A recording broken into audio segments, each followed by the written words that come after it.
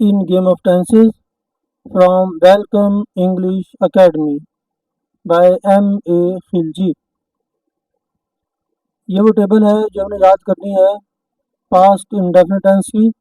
इसमें first person singular I, first person plural we, second person singular plural you, third person singular he या she और third person plural दे के साथ हम practice करेंगे और इनको हम फिंगर टिप्स पे रखेंगे।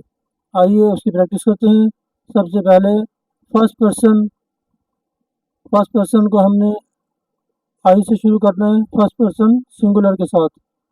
तो फर्स्ट पर्सन सिंगुलर में ये है, मैंने लिखा आई रोट, मैंने नहीं लिखा आई डिड नॉट राइट, क्या मैंने लिखा डिड आई राइट, क्या मैंने नहीं लिखा डिड आई नॉट राइट। अब डिड आई राइट को अपने ध्यान में रखना है, इसी को लेकर चलना है। मैंने क्या लिखा व्हाट डिड आई राइट, मैंने कहाँ लिखा वेयर डिड आई राइट, मैंने क्यों लिखा वाई डिड आई राइट, मैंने कब लिखा व्हेन डिड आई राइट, मैंने कैसे लिखा हाउ डिड आई राइट। तो आपने नोट किया डिड आई राइट सब में चलता रहा और व्हाट व्हेन वेयर व्हाई ये चेंज होते रहे। बिल्कुल इसी तरह इसने फर्स्ट पर्सन प्लूरल के साथ हमने करना है। हमने लिखा वी रोट,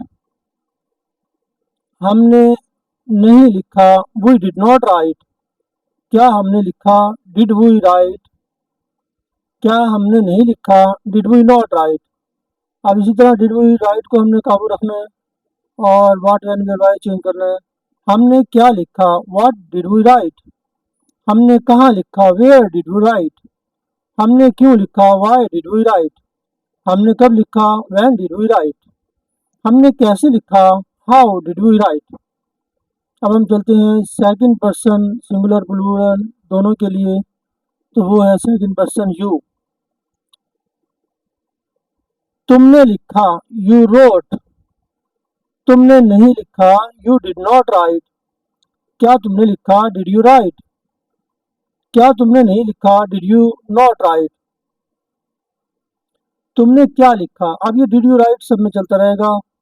तुमने क्या लिखा व्हाट डिड यू राइट, तुमने कहाँ लिखा वेयर डिड यू राइट, तुमने क्यों लिखा वाई डिड यू राइट, तुमने कब लिखा व्हेन डिड यू राइट, तुमने कैसे लिखा हाउ डिड यू राइट। इसके बाद है थर्ड पर्सन सिंगुलर ही या शी। तो उसमें ही या शी दोनों के साथ एक जैसे बनता है। उसने लिखा ही रोट या शी रोट, तो हम ही को लेकर चलेंगे। उसने नहीं लिखा ही डिड नॉट राइट, क्या उसने लिखा डिड ही राइट, क्या उसने नहीं लिखा डिड ही नॉट राइट। उसने क्या लिखा व्हाट डिड ही राइट, उसने कहाँ लिखा वेयर डिड ही राइट, उसने क्यों लिखा वाई डिड ही राइट, उसने कब लिखा व्हेन डिड ही राइट।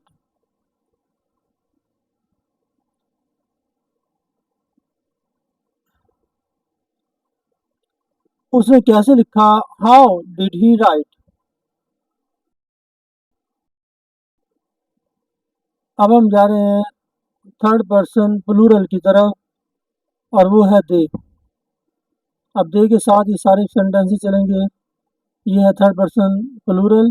उन्होंने लिखा दे रोट, उन्होंने नहीं लिखा दे डिड नॉट राइट, क्या उन्होंने लिखा डिड दे राइट, क्या उन्होंने नहीं लिखा डिड दे नॉट राइट।